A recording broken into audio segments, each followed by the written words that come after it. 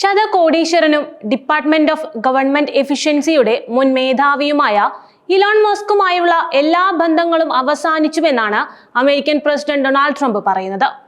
Budget ബില്ലിനെ എതിർത്ത് vote ചെയ്യാൻ എതിരാളികളായ ഡെമോക്രാറ്റുകൾക്ക് പണം നൽകിയാൽ ഗുരുതരമായ പ്രത്യാഘാതങ്ങൾ നേരിടേണ്ടി വരുമെന്ന് മസ്കിന് ട്രംപ് മുന്നറിയിപ്പ് നൽകിയിരുന്നു.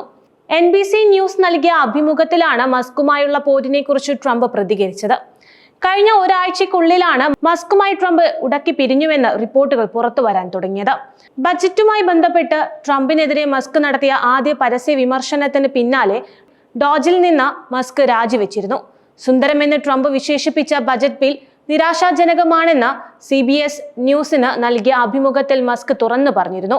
അത് ഫെഡറൽ കമ്മി വർദ്ധിപ്പിക്കുകയും ഡോജിന്റെ പ്രവർത്തനങ്ങളെ ദുർബലപ്പെടുത്തുകയും ചെയ്യുമെന്നാണ് മസ്ക് പറയുന്നത്. ബിഗ് ബ്യൂട്ടിഫുൾ ബിൽ എന്ന ട്രംപിന്റെ വിശേഷണത്തെയും മസ്ക് പരിഹസിച്ചു.